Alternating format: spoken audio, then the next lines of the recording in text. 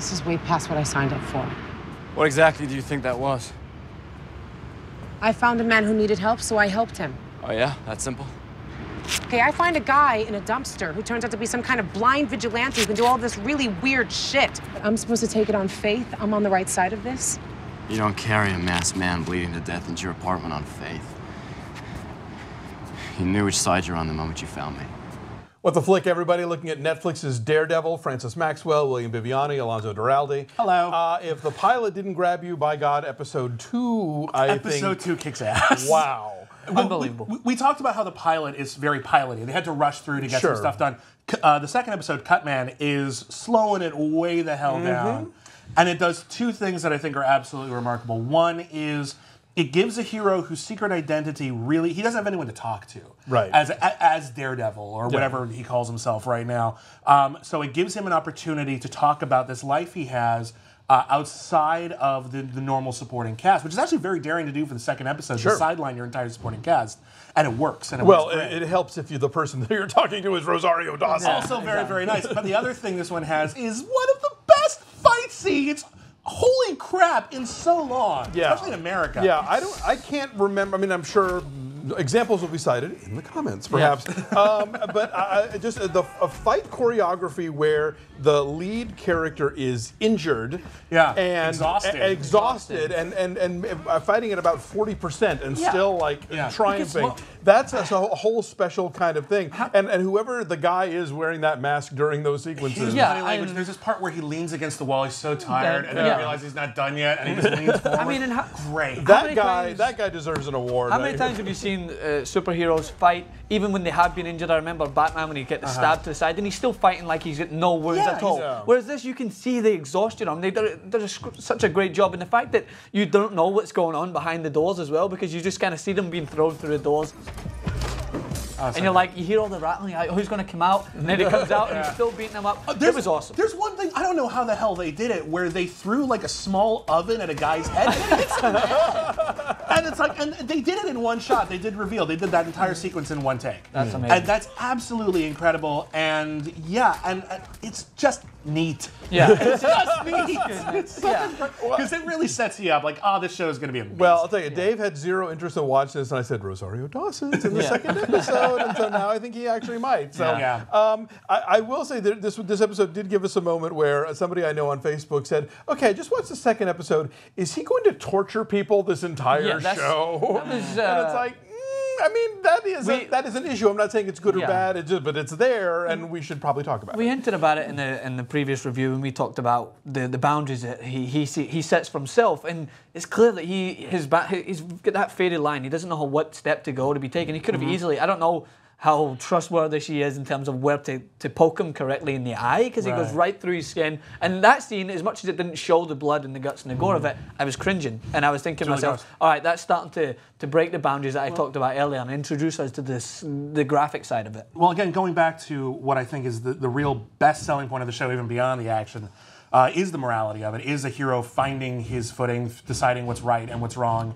And he's already made a decision to do something that is arguably wrong. So he needs to decide for himself where the line is, because only he gets to draw that line. And we're going to see him make some mistakes. And I think this is one thing I do like about the show moving forward. And again, I've seen the whole thing. They haven't. I'm not going to spoil anything. There are consequences for a lot of the mistakes he makes. Okay. So I admire that. I admire them for confronting that. And this is a fucked up thing he does. Yeah. And it's not cool. It's not cool, guys.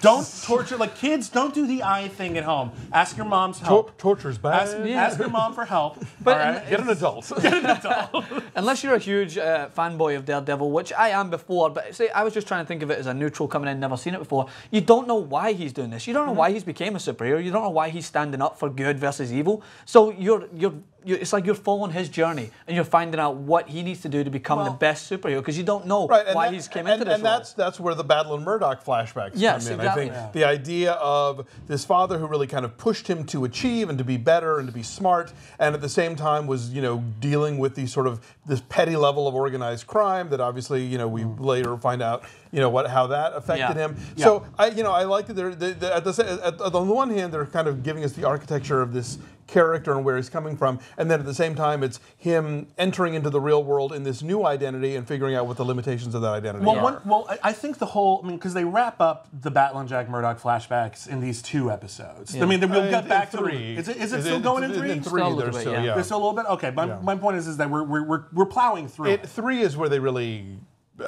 apex. Right. Okay. Well, we're plowing through it, I guess, is my point. But I remember the opening monologue that Matt Murdock has in Confessional in the first episode, where he talks about that, the Murdoch's got the devil in them, and not understanding that stare is like 1,000-yard stare his dad had when the devil had to keep going, and that's what I was thinking of in that last fight. In this episode, right? It's him. It's not falling down, falling down. This is in a lot of ways. This is about his relationship with his dad. This is about him suiting up, and his dad.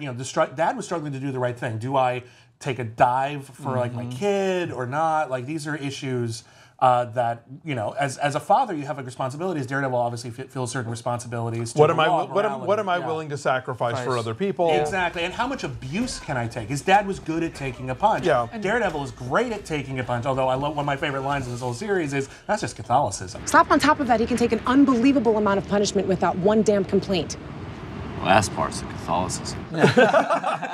And then also we have the B story of Foggy and Karen drinking the eel and going out for a night on the town. It's safe to say their rival. I watched The Flash just before I watched this, so you have that trifecta of Cisco, Caitlin, and The Flash and their relationship, and it's just this is immediately rivaling it. I love Foggy as a character, and I love Foggy Karen, and the way they all set up blend together. Yeah, I mean, you can tell in their scenes together how much Foggy is like interested in Karen, but adores Matt, and how much Karen likes Foggy, but is falling for Matt. And he's not even there. Like he's completely absent from all this, and they're conveying all that stuff. Foggy Nelson is often, I think, an underappreciated character in the Daredevil mythos. Some people see him as just like a sidekick, and he's not. He's actually, first off, he's a great lawyer. And we're starting to see, we'll see more of that. But like, he is a great lawyer in his own right. He is funny, but he's not stupid. No, he's not incompetent or inept. If anything, he's got a great attitude. Just that moment where she's like, he's like, were you hearing me singing?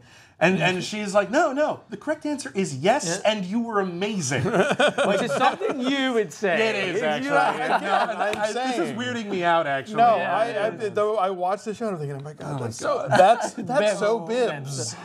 I want to start a sitcom called That's So Bibbs right now. Elvin Henson can play me.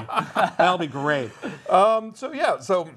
Like I said, if the pilot didn't immediately grab you, I think if you're showing the show to other people and they see the first one, they're kind of show them the second one. It picks up real fast, and then it just keeps going. We're gonna get to the 3rd episode in a minute, and it's really good. So, definitely, kick ass. So join us for the 3rd one if you dare. Oh man, I'm done.